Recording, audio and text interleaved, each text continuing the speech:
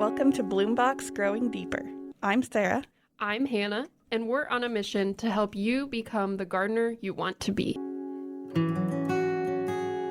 Welcome back for episode 2. Yay! I'm so excited for another episode. And what are we talking about today? We are talking about new garden beds. New garden beds. Before we start, a couple housekeeping notes that we forgot to mention. Our frequency will be coming to your inbox every 2 weeks.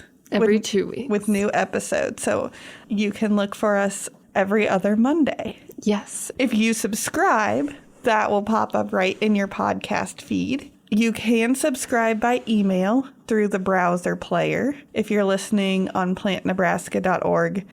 What else do we need to know? Well, we also need everyone to know that you can rate us. That is one of the best ways for people to learn about our podcast. So please, if you're enjoying it, rate us. Those subscriptions and reviews will really help other gardeners who want this conversation to find us. Absolutely. And Sarah, if they want to email us, what's the email? growingwithbloombox@gmail.com. Perfect. Yes. So you can email us your comments or your questions, because remember, we're going to be answering questions. We will. And if you check out our website, plantnebraska.org, there is a link there to SpeakPipe. So without any app or software of your own, you can record a voice message straight to us. It's kind of like leaving us a voicemail is really all it is. And we can play your question on air. That's so exciting. It's so exciting. So we'll go right in to creating a new garden bed. New garden beds. They're the best because you get new plants. If you have a new garden bed, then you have new plants. Yeah, that's correct. And it's a good time of year to talk about this, where it's late February. It's not time for spring cleanup yet. But it's kind of the time of year I start to get itchy. We usually get, at least here in Nebraska, we get a warm up off and on at this time of year. And then we get an ice storm. Right. But it will usually get a day or two that feels like spring might be coming. Yes. And for us being on staff at NSA, we have already been looking at spring plants for 3 months by the time this comes. So we are so ready for spring at this point. Spring comes so early for us. Yeah. On the computer. Yes. And so we get really anxious to get outside. But it's not time for spring cleanup yet. No. So one thing you can be doing is planning any new garden beds you might want to create this year. And that could include actually digging up turf grass to create a bed that's never existed, or you could be renovating an existing garden bed, or you could be reclaiming one that has been abandoned for a while. And we all have abandoned garden beds somewhere. All of us. Sometimes that's because you bought a new house and the previous owners didn't use them, or because that just wasn't an area of your yard that you could work in yet. Right. So if we're starting completely from scratch with grass, the first step, my favorite thing to do with grass, Kill it. Kill it. There's a few different ways depending on the amount of physical work you want to do and your feelings on chemical use in the garden. Okay, let's go this way. What's the fastest? The fastest way would be chemicals. Okay. They get a bad rap. People think that's a dirty word. Chemicals are a tool. You can use them right. You can use them wrong. You can use them very, very wrong. To use them correctly really does remove the physical work of digging up turf grass, and it gives you a really clean start because you know that there's no grass coming back up in your garden. Of all the weeds in a garden bed, recurring turf grass is one of the hardest to deal with. So if that's the way you want to go, Roundup, or the active ingredient in that is glyphosate, is one of the most readily available and safest to use in your home garden. But as with any tool, you should always read the instructions. You should always follow the instructions. And as I say to students when I plant with them, we never wave tools in the air. And to interpret that for chemicals, it doesn't matter if you think it's working or you think it's not. You don't adjust those instructions without understanding why they were written. Right. They are serious about the temperature and the wind speed. Yes. I guess parameters for when you should use that, because those are, I think, the places where we see the most issues is if people use them outside of those parameters, then it drifts into other parts of their garden that they didn't want those chemicals on. Right. And I know in my experience, one of the big problems I've seen people cause is temperature.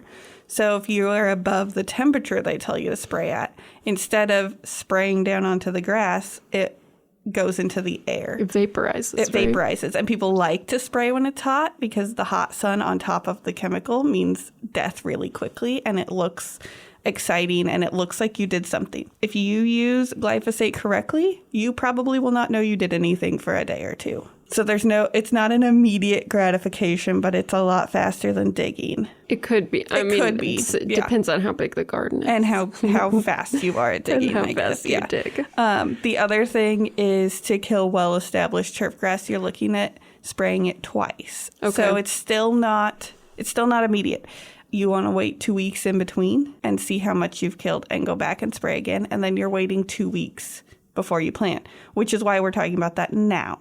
Right. Because pretty much all of these methods we're going to talk about, you need about a month. Right. Yeah. You want to plan about, so we're talking the end of February and kind of mid-March, mid-April, depending on where you are, you can start working on your new beds. But I see a lot of problems when people wait till they have their plants to start prepping their garden bed. And they think, I'll take a day to prep and then I'll take a day to plant. Mm-hmm.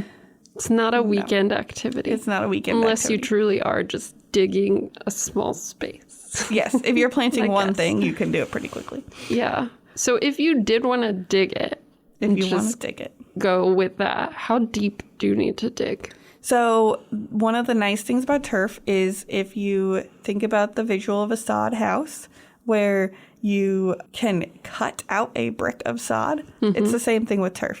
So if you start digging into grass, there'll be a natural end point where those roots end, and that's how far you're going. So it really does come up in sheets, kind of.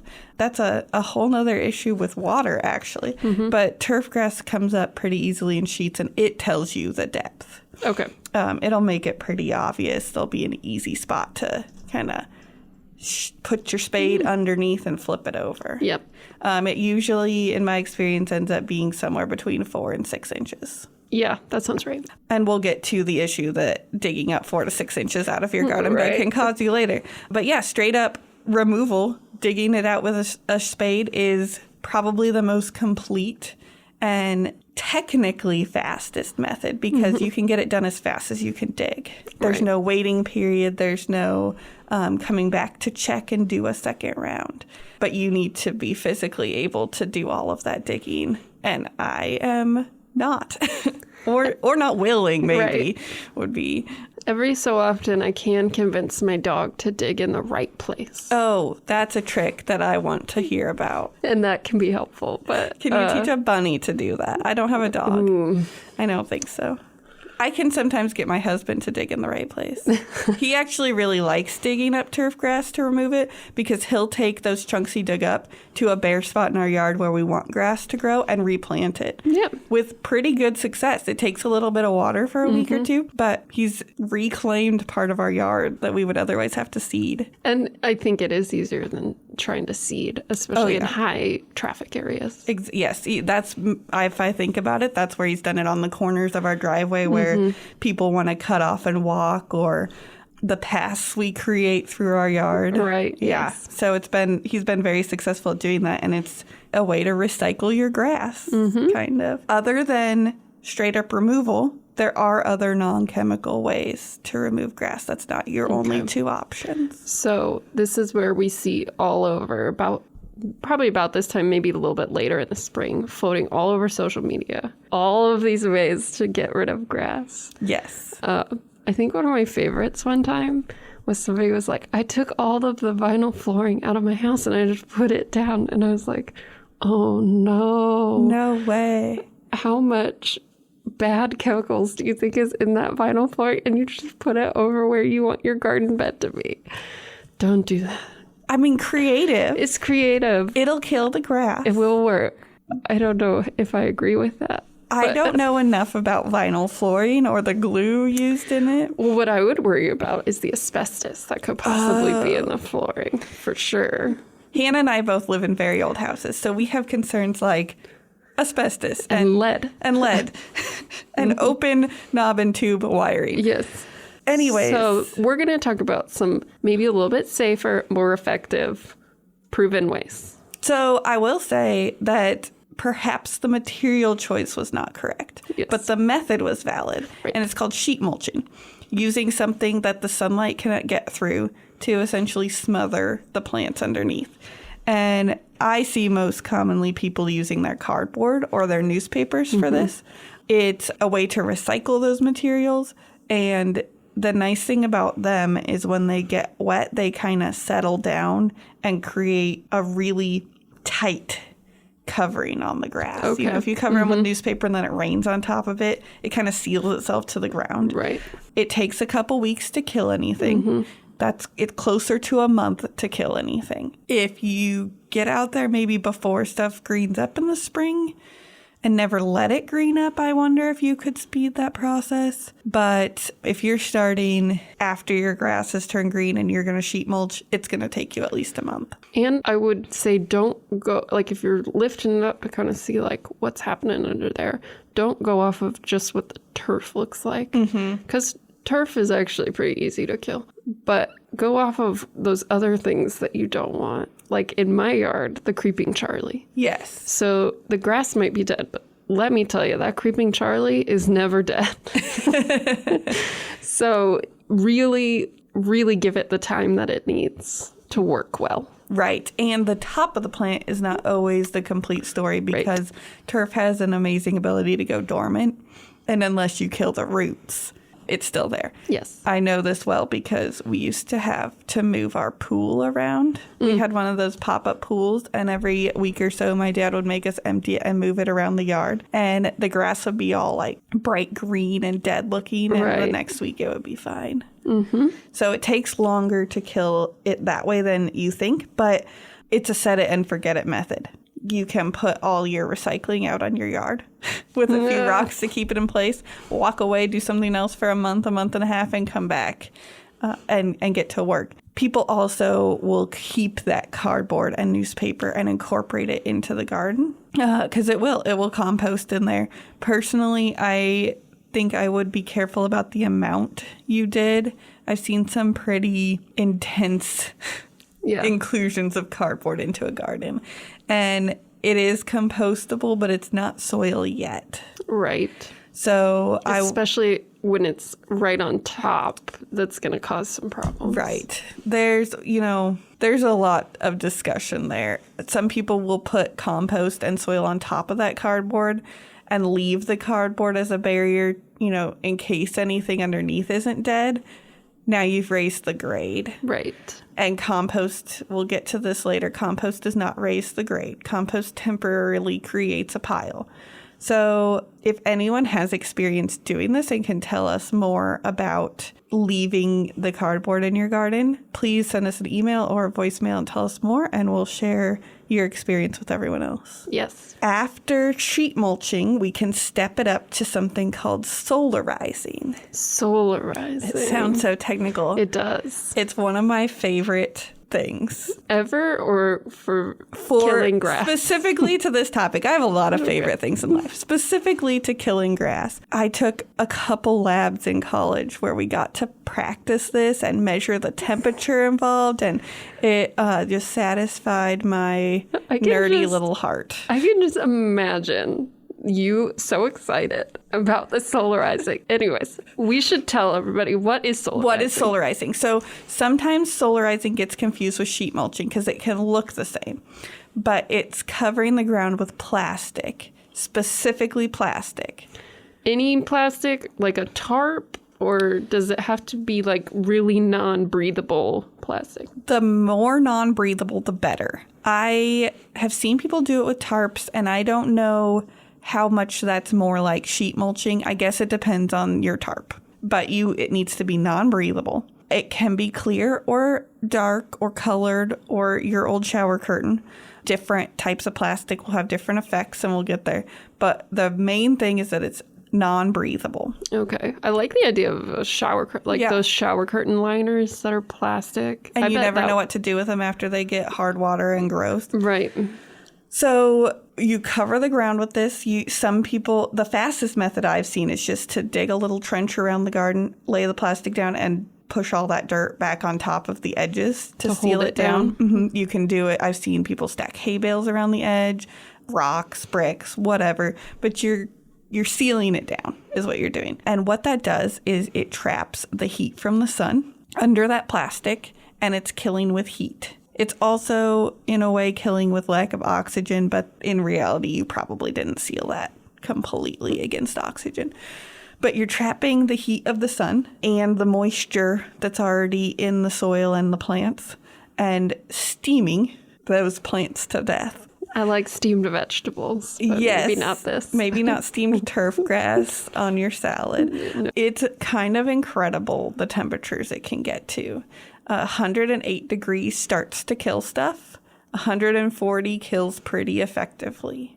That would kill me. It'd kill me. I don't think I'm willing to do 108, forget 140. Mm-hmm. The color of the plastic will affect the temperature you can get to. So if you have a solid color, this is opposite what you are going to think it is. A solid color does not get as hot. A clear plastic gets hotter because it lets more of those direct UV rays from the sun in and then traps that heat effect. It's kind of like a little mini greenhouse effect that we actually want.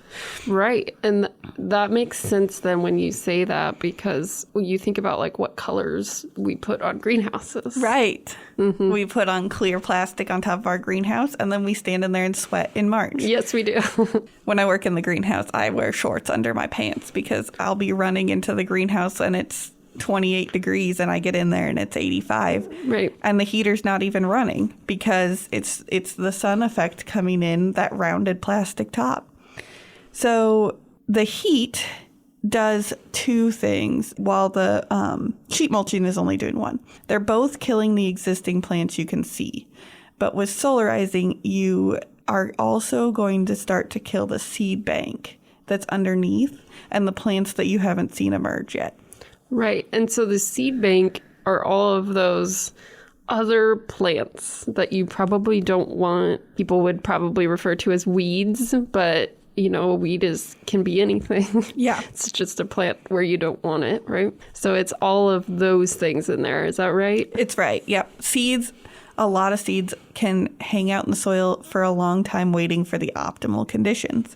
And turf grass is not the optimal condition. So if you kill off that turf grass and then you start digging in the soil, bringing those seeds to the surface, giving them light, water, and room to grow, they will. Mm-hmm. And you don't necessarily want that. You want the plants to grow that you're putting in there.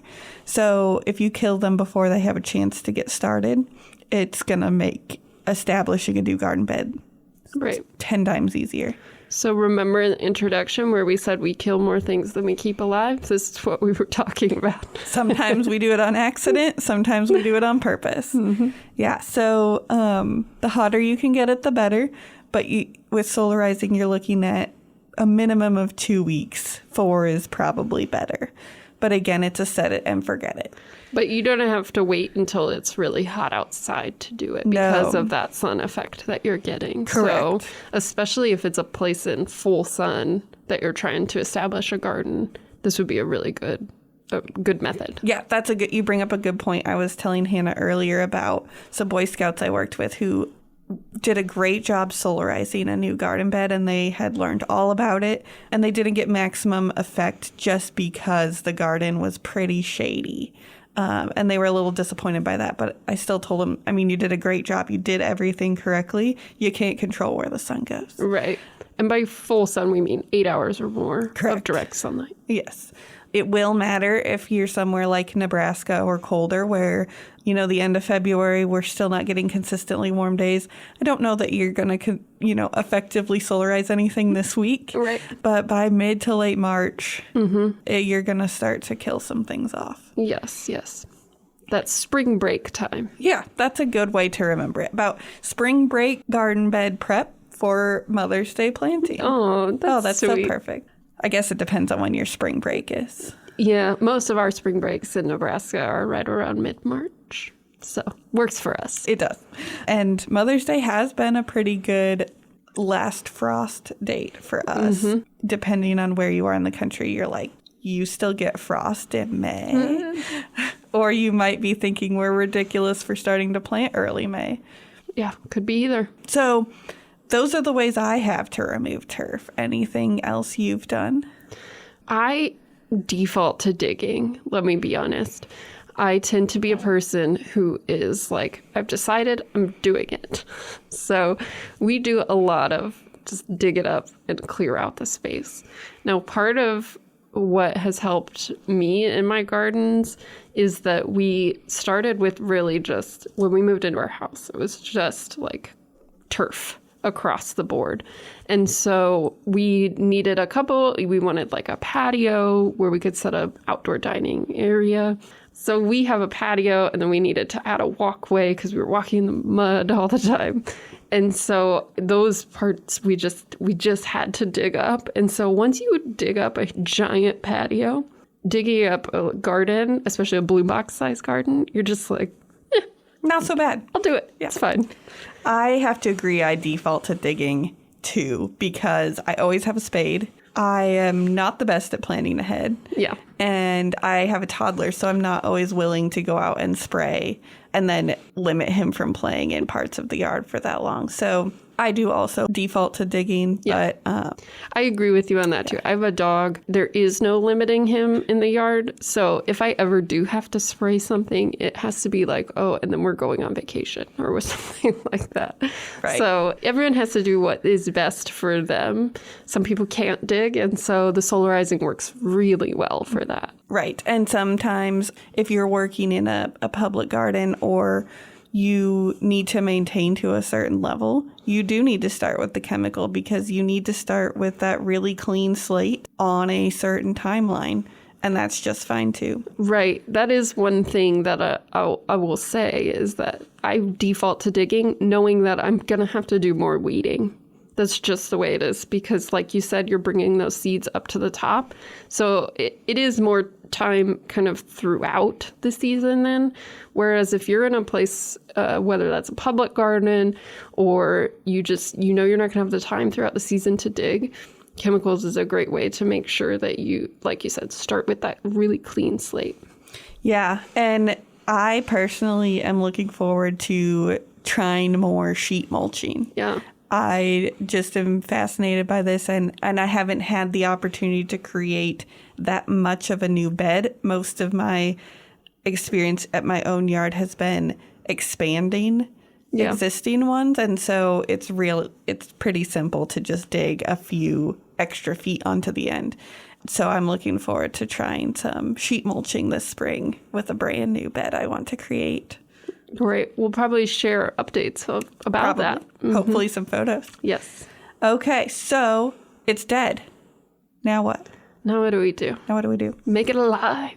We're going to replant because we only kill things to replace them with living things. Absolutely. So if you have killed the grass off and not physically removed it, one of the first steps I do now is I come in with the weed whacker and whack it back to ground level. I love weed whacker. It's one of my favorite tools in the garden. So I cut the grass back to ground level, and personally, I just leave it there. It's organic matter. It's going to decompose. You can avoid any extra digging that will stir that seed bank up if you're confident it's dead. So the chemicals aren't going to cause any problems when you plant into it? No, they have been gone. That as long as you've waited the appropriate 2 weeks, there's nothing left there to cause the problem. Okay. I have another question for you about chemicals because I think this is something that we'll get questions about, especially at a Bloom Box podcast, which is, are those like Roundup, is that going to be a pollinator issue? Yes. Especially if you're using them after things have started to bloom. Okay. Personally, I limit my killing things with Roundup to fall only because the things that the bees really rely on early in the spring are often in your yard, and they come up usually before you can get out there to do anything. That's the dandelions and clover.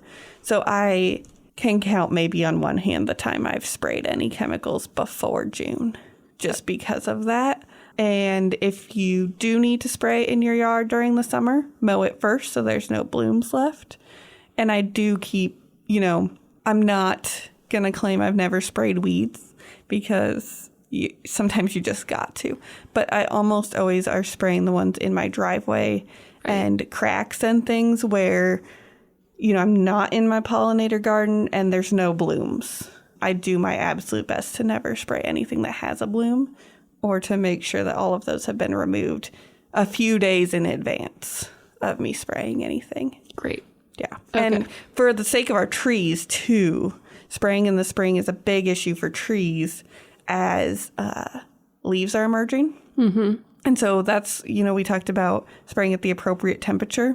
If you get tempted and you cross that line a little bit, volatilization is the technical term, when that liquid you're spraying on the ground becomes vapor in the air and goes straight up into your trees and their brand new baby leaves. Right. Yeah. And we're seeing a lot more problems with that here in Nebraska. So if you're seeing those curling leaves, that could be a sign that you or someone around you might be using a chemical at the wrong time. We want to be clear. We're talking about the wrong time, the wrong temperature, all of that stuff. Correct. And often the wrong amount. Right. Too. We're in an agricultural state, and a lot of times farmers get the bad rap for the tree damage in the spring.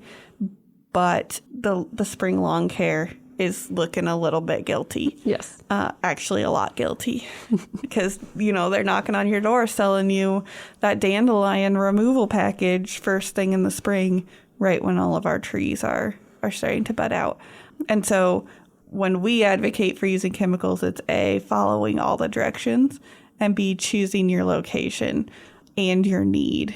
We would never broadcast spray anything over our yards just for the sake of it. No, I love my dandelions. I do too. I don't go after dandelions that hard. So, back to where we were. Yes, sorry, PSA over. So, we've cut back the grass to the ground level. You can just straight up plant into it if it's dead and it's dead. You could flip it over so you've got the root end facing up, which might, some people just like that clean plant in dirt look. Mm-hmm. I think that's a little extra work to go to, but at the same time, if you're not 100% sure your grass is dead, you put the green end down, it's pretty hard to grow. What do you usually do, Hannah? I do remove the grass, like you said, just to make sure if it's really gone, then it's going to be easier to tidy around those plants throughout the season. Especially when you're establishing a new garden, it is riper for weeds, and you're gonna appreciate the work that you put in that first year all the other years. Because if you can keep them at bay that first year, the way we garden anyways, you're probably not going to have to do much weeding at all in year 2, 3, 4, and beyond. So I remove the grass and mulch. That's a great point, is you've got to choose when you can do the work. Mm-hmm. If you can do the work now, you'll save the work later. If you need to do the work in little bites, you do the work in little bites throughout time. Mm-hmm. Okay, let's talk about tilling. Ooh, yes, tilling. People like to till. It's a power tool. Mm-hmm. It looks nice when you're done. It's not the best for your soil. Yeah, it really isn't. It's really not. It is a great example of stirring that seed bank up like you just put your cake batter in a power mixer.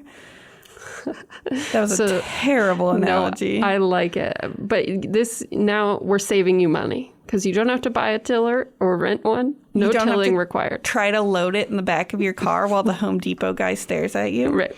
What tillers do is they're blades that spin around and you push them down into the soil. So it really is very similar to the mixer in your kitchen. Mm-hmm. It's stirring up the soil, but they only reach to a certain depth. And the depth where they reach, they're packing that soil down while they bring up the soil above. And So loosening and compacting at the same time. at the same time, you see the loosening, but the compacting's happening. Tilling one time over a brand new garden bed, probably not the end of the world. But tilling over time, and really tilling at all, but tilling over time especially, you just continue to pack that hard pan down. And when we say hard pan, we mean we've created a horizontal layer in the soil that's really hard for water and roots to go through. So on top, you see 6 inches of fluffy soil that's really nice to plant your new plants into. But what you don't see is that right underneath, we've created a packed down layer that is going to be hard for the roots to penetrate as the plant grows, and is going to be really hard for water to soak deeply into the soil. Especially if you take the same path with your tiller every year.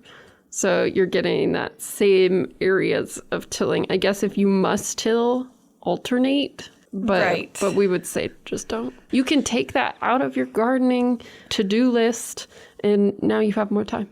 Right, and more money. And, on top of that, we're starting to hear a lot about the small motor pollution of all the different things we run in our yard. So let's just take that out. So if you don't till, people are going to ask me how you can dig. Yeah, what do you do next? I just make sure that I have a decent spade. And I shove it right into the grass. Yeah, we have a lot of coworkers who sharpen their spades. Yes, I don't personally, but it's on my husband's spring to-do list. He's got his grinder thingy in the garage, and he takes all our spades and sharpens them, and ideally knocks the rust that I shouldn't be letting form in the first place off of them. So starting with well-sharpened and maintained tools, it's not hard to shove that spade right in. And when I say spade, this is a big topic. I do not mean that shovel with the handle that's taller than you and is triangle shaped. No. And I definitely don't mean that shovel that's taller than you and it has a square blade. No. When I say spade, it's about waist to shoulder height. It's got a long, skinny blade and a handle on top so that you can either jump on it and push it into the soil. You can scoop. You can manipulate it in different ways. And it really cuts well. And practice your digging and think about what you're doing. If you just go in there and whack stuff around, you're going to hurt your back and wear yourself out before you got anywhere. Yes, please be careful of your back. We would all like you to have a nice back when you're done gardening. I have a terrible back, so I'm always looking for ways to protect my back, and that doesn't mean not digging. It just means digging correctly. And I really like spades because you can get that chopping motion. Right. So a lot of times I'll just turn over a small spot and chop at it rather than digging, and it just loosens that soil right up. And I only loosen up the soil where I'm putting a plant. Same. I don't go around the whole garden. No. There's no reason. Extra work. Let's talk a little bit about flipping it. Yeah. This is something that I do, actually. Okay, tell us. Okay, so I have been known to pull out grass, and then actually what I do is I use it to fill the bottom layer of my raised beds. Oh, this is smart, guys. Yeah. This is really smart. So it adds a little organic matter to the bottom of your raised beds, but since it's at the bottom and you're going to put other stuff on top, and we're going to talk more about soil and what you want to put, but since you're going to put other stuff on top, there's no way that grass is making it all the way to the top. No, to be a weed. No way. So and usually I do flip it too. So I flip it and I put it at the bottom, and it really builds a good base for my raised beds. Now this is when I'm taking out a spot and also putting in a raised bed. I'm running out of spaces for raised beds, which is what I use for my vegetable garden. But I also now have neighbors who want it. So I'm just going to start handing it out. Yeah, this is great. You can just be the person, instead of rocks in their driveway, you can have piles of grass. Right. I've seen turf grass sitting on people's driveway for free.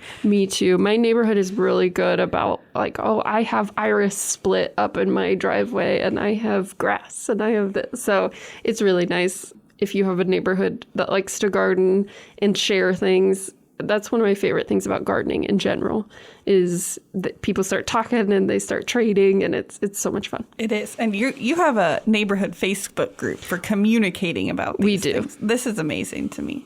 I mean, not just gardening. We talk about other things. But that's a great point. If you're taking anything out of your yard and you have that kind of relationship with your neighbors, offer it up. You'll never know when somebody says, hey, I've got a hole. I'll put that right in. Mm-hmm. So from that topic, we're going to move right into what happens when you need to change the grade. Yeah. Because I think this is a great segue. It's a problem I've had. It's a problem, and a lot of people do it wrong. I definitely did it wrong.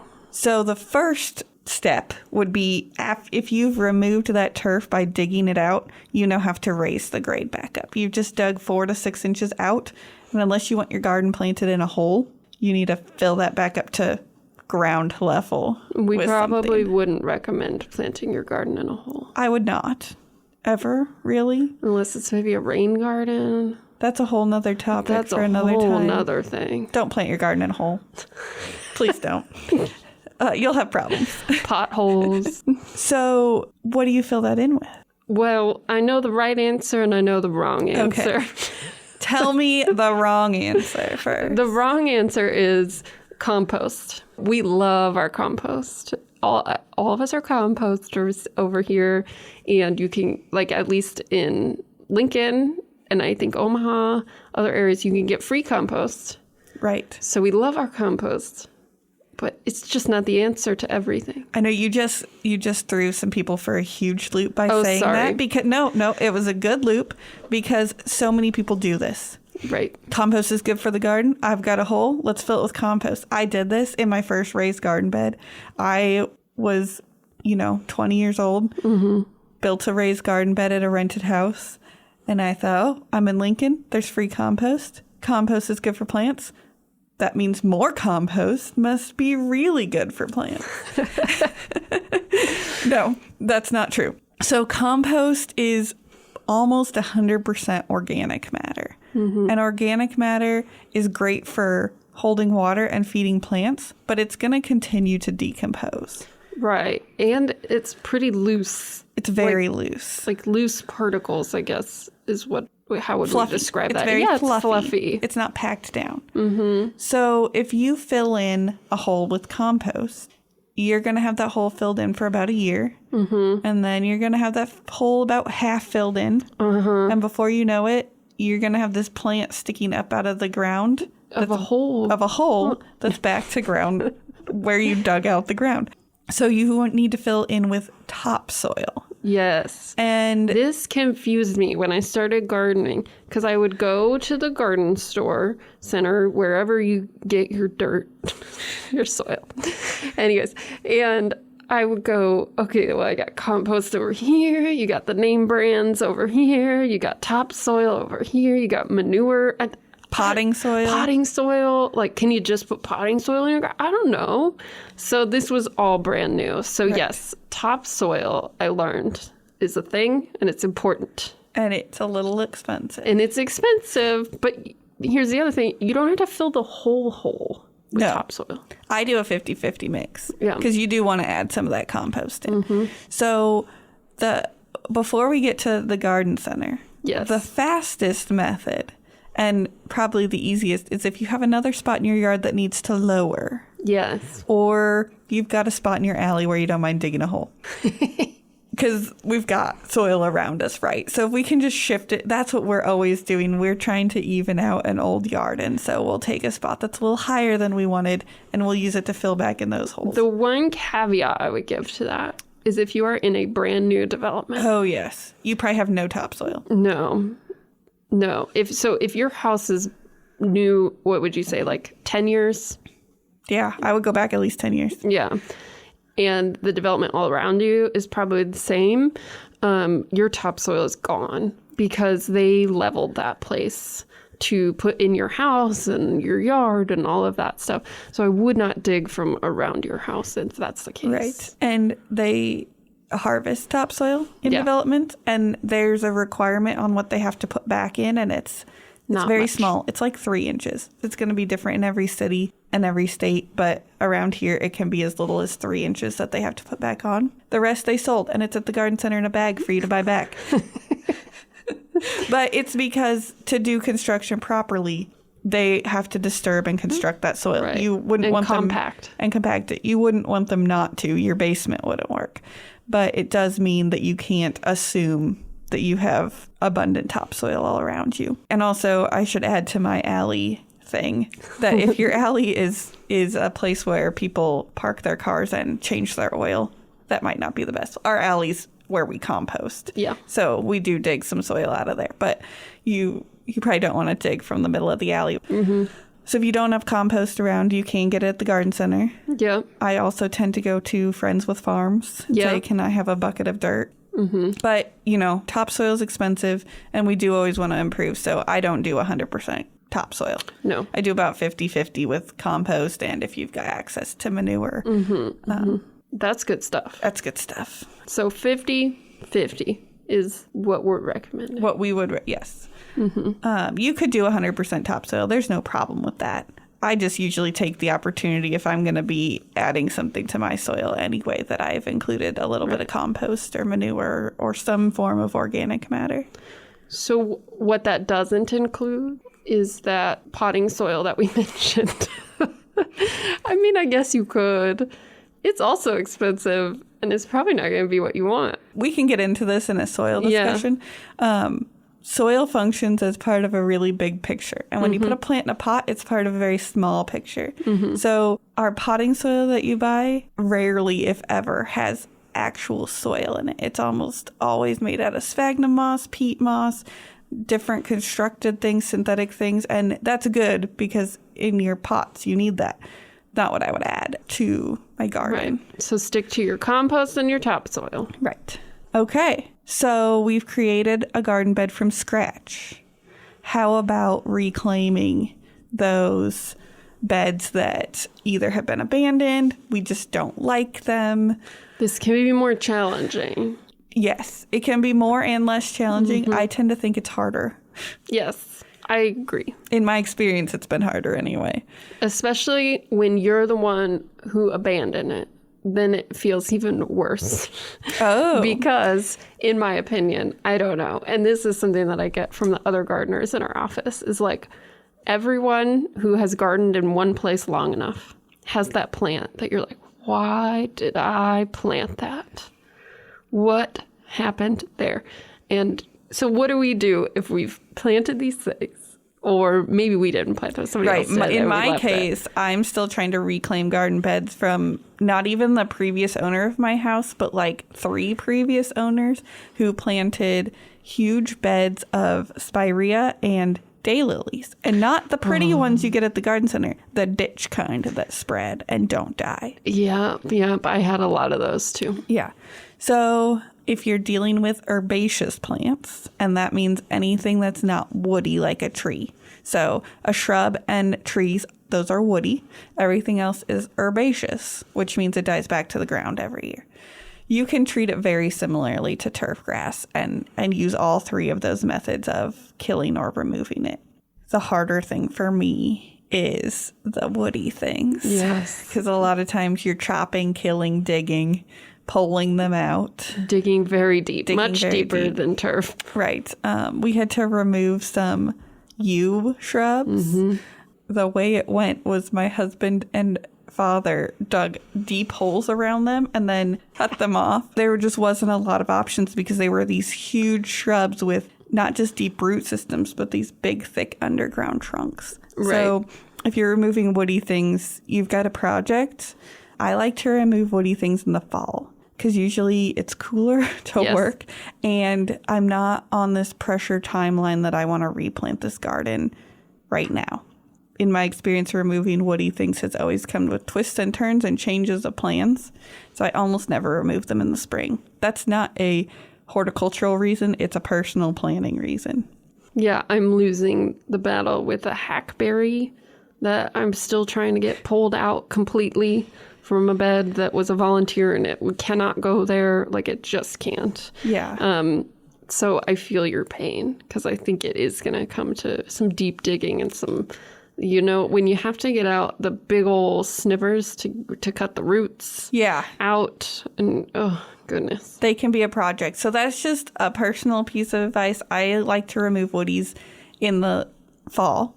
Maybe they're not completely dormant, but not the height of the growing season. And I'm not trying to do it right now so I can plant. Just give myself the time to make some changes, find some different tools, call some people, do it right, and get rid of it.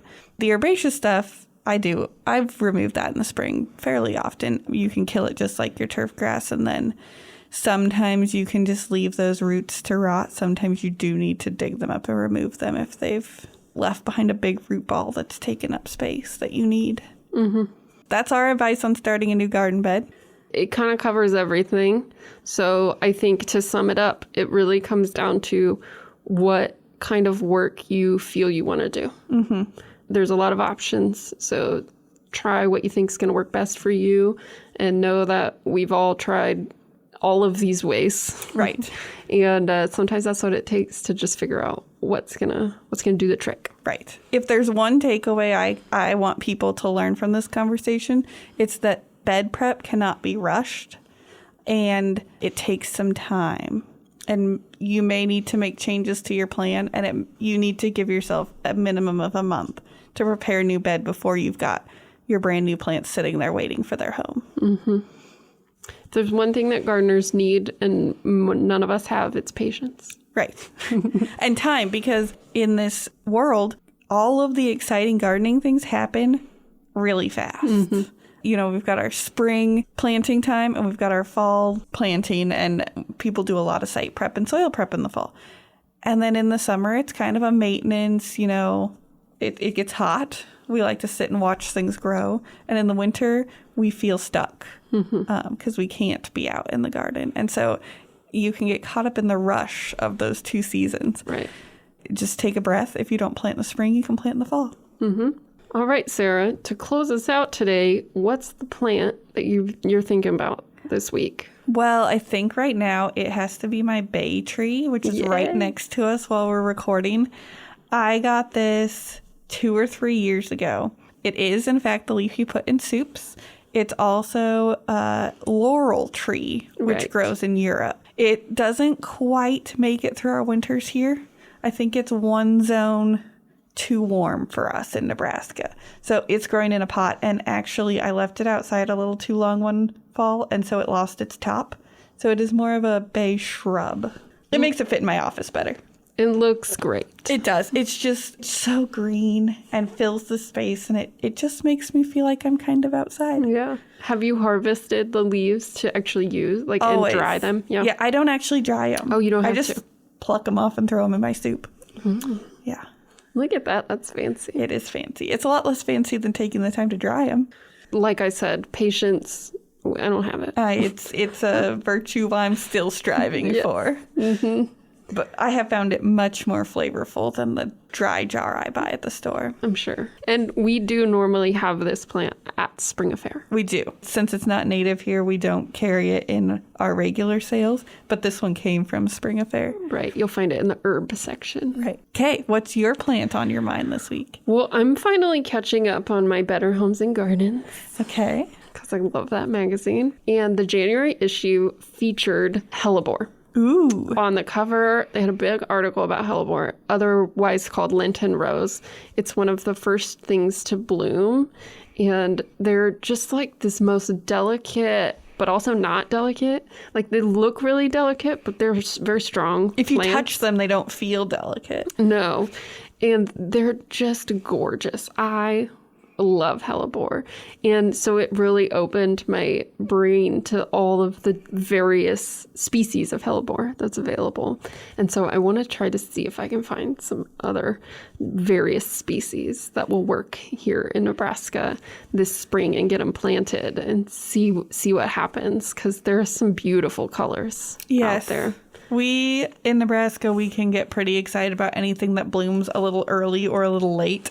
Right. That just kind of extends our season a little bit. Spring can feel real long here. Yes. The spring before the plants can feel really long here. Absolutely. Yeah. So that's what's on my mind. I'm going to see what I can find. Okay. Well, that wraps up for today. We will be back in 2 weeks to talk more about what makes a healthy soil. Yes. So please don't forget to rate and review us if you would like to do that. If you go to plantnebraska.org, the link directly to the Bloombox page will always be in the show notes. You can send us a voicemail through our SpeakPipe link, which is on the website, or you can send us an email to growingwithbloombox@gmail.com. Perfect. Wonderful. All right. Well, Bloombox Growing Deeper in the Bloombox program is a program of Nebraska Statewide Arboretum. Thank you for listening.